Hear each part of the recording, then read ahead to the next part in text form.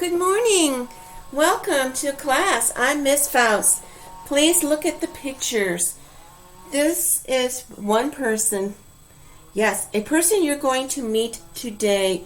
We are going to read a story by this gentleman. His name is Ernest Hemingway. He is one of the great 20th century American writers. Let me show you some more pictures. He is just so fascinating. Here is when he was, when he was younger. Okay. Let's see what else we have. Let's see. Hold on. Wait, there's so many wonderful pictures of him in this book. And notice, yes, he used to use the typewriter to type. And you can see that he made changes. In other words, he did corrections. Hint, hint. So you see, even a famous writer such as Ernest Hemingway made corrections to his work before he sent it off to his publisher. Let's see, anything else? As I said, there's just so many wonderful pictures in here. Let's see. He is famous for his cats. So you can see the cats down here. Okay, his home in Key West, yes, he has a home there, it's just visited by lots and lots of wonderful cats. So yes, Hemingway. Meet Ernest Hemingway. Okay, folks. This is it. Today is a reading day. It is day number 1. It's all about Ernest Hemingway. Yes, so let me tell you a little something about Hemingway. He didn't live very long. Okay, he's from the late 1800s, so close to 1900 when he was born. He passed away around 1961, 62, thereabouts. Okay, so he was about 61, 1-ish. Okay, he was the type of writer who was very much to the point. He didn't have extra words. Sometimes we call those writers the kind that are very flowery. When you ask them to describe perhaps this top, and they go on and on and on and on just to say maybe one little thing. He is not at all like that. He says the one little thing. He was originally a journalist. He covered World War II. He tried to be a member of World War I, so to speak, but he ended up being, he worked for the Red Cross, for Italy, and he drove the ambulance. Okay, and they even awarded him a medal because he himself got hurt during World War I. But what was so amazing is that he carried an injured soldier on his back and walked his way back to the camp. So wow, that's great. He was a very much what they call macho man. Very strong, very fearless, wasn't afraid of anything. Did bullfighting, loved to fly. But he was in so many accidents. People thought for sure he'd be dead by now, that kind of thing. But he was into everything. He loved big game hunting. Anything that was very manly. So he was very macho. Okay? A very strong man. As I said, very fearless. A wonderful writer. Had a number of books. Okay? Such as The Sun Also Rises, For Whom the Bell Tolls, a war book. It's amazing, folks, that in his books or his stories, quite often, see the agrees? Quite often he writes about his own experiences. In other words, it brings in one of his experiences, something that he himself did, perhaps bullfighting, and he puts it into one of his works. So he does have a book that does deal with bullfighting. I believe his Sun Also Rises. Okay. A Farewell to Arms deals with a soldier who gets injured, falls in love with his nurse. Yeah, Hemingway for you. Wonderful stories. A wonderful writer. So let's get started. with our reading. Here we go. Let me get my marker and my board. So as I said, we are dealing with reading time. Reading time, day 1. We're dealing with Ernest Hemingway's, and this is the title of the story, A Very Short Story. That's the title, A Very Short Story. And yes, it is a short story. And I do mean a short story. You'll love it. It's about a page. Okay? So what I need you to do is the following. I want you to listen. I'm going to read the first paragraph of that story. Everyone understand? I'm going to read the first paragraph. Hold on. Wow. Busy. Okay. So you can see, as I said, it is a short story. So we've moved, haven't we? We've done fables, we've done humor, rhymes, poems, and we're making sure we cover at least a short story. So here we go. That's it. So I'm going to read the first paragraph to you so that you can see and hear Hemingway. I want you to have a feel for Hemingway before, guess what? Yes, you will be reading the story.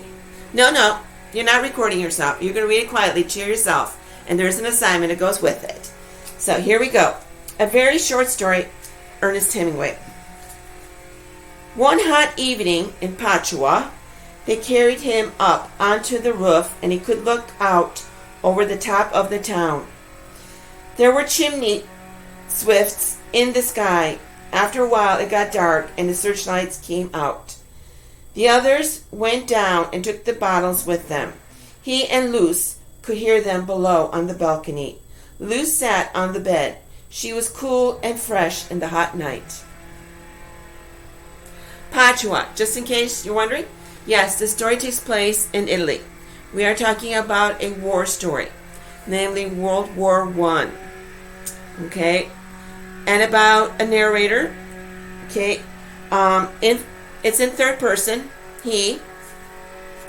Scholars aren't quite sure who the he is, but they think they have an idea because Hemingway had a male character who popped up in numerous stories. His name was Nick Adams, and very likely they say the he in here is Nick Adams. Okay, so yes, you're going to meet two characters, the narrator and Luce. Luce is a nurse, a female. Okay, so it does take place Padua in Italy during World War I. We are going to talk more about what is the point of this story, or at least try to figure out at least one point. What is the setting? We'll talk more next time and cover some vocabulary words. Okay. Otherwise, for today, you are going to be reading on your own. Okay? So here's your assignment. Make sure you've got this. Again, we start with one hot evening in Padua. They carried him up onto the roof, and he could look out over the top of the town. Here's part of the assignment. I need you to Google Ernest Hemingway's A Very Short Story. So Google Hemingway and then just put it A Very Short Story and it will come up. Okay? So this is the title, A Very Short Story. And yes, indeed, it is a short story. It's not a poem. It's a short story. Okay? Yes, as I said, he has books. He has novels. 200 some pages. And some of his short stories they're 10, 15 pages. He's a fantastic writer. If you like this story, after you read it, and we talk about it a little bit next time, okay, you might want to read some more by Hemingway.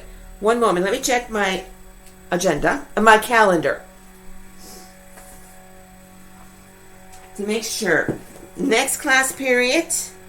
Yes, indeed. Next class period, we'll go over a little bit the story, and then you have an assignment. So does everyone understand? Make sure you Google, research, so to speak. Find the story, a very short story, and then that you read the story. You need to read the story in order to do the rest of the assignment. So read the story, then write down words that you're not sure about. You may never have seen them, heard them, or you've seen them, heard them. You've seen, heard them, but you're not quite sure what they mean. Okay? Let me tell you, Hemingway is not a very hard to understand writer. He does not use words where you're going, oh, Miss House, I need the dictionary. He's not like that. He tends to be simple. Remember, he was a journalist. He was out there covering wars and all other topics. Okay, he made it easy for the average, everyday person to understand and read. He didn't make it so they go, I don't get this, forget it, don't even bother. Okay, he doesn't do that. His language, his words tend to be easy to understand. Okay, but write down any words you're not sure about. I want you to get a dictionary, define them, get the meaning. So this is where you get some vocabulary. You add some vocabulary to your vocabulary knowledge, to what you know. And then use them in sentences. Try to use them in sentences. Please make sure you underline the words. Okay? Does that make sense? So this is your assignment. Let's try this again. Google Ernest Hemingway's A Very Short Story. Please read it. Then write down words you're not really sure about. Find the meanings, dictionary, definitions, and use them in sentences, making sure the words are underlined. That is today's assignment. And I truly hope that you will enjoy Hemingway. Okay? Here's our daily question. Oh, that's a fun one. What makes a delicious sandwich? So what makes a yummy? Okay? What do you put on your turkey sandwich or your chicken sandwich or like that? It really makes it so delicious that you should go, delicious. Okay? Does that make sense? Everyone got that? If you have any questions about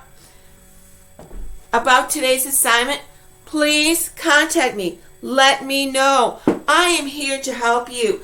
And you know what? We're going to end with Hemingway. Let me find something to end our day with. Okay. Let's see. As I said, this book is just fantastic. Fantastic book. It's called Hemingway, A Life in Pictures. It's presented by, believe it or not, by one of his granddaughters. Okay. He had an early death. All right. And one of his granddaughters did this with the help of a man who does the writings and the like. So she helped with what her grandfather was all about, and what his interests were, and with pictures and the like. So we're going to end, as long as you understand, today's assignment. Yes, it is due today. I want to see those words. Do read the story. You saw how short it is. Okay, again. That's short.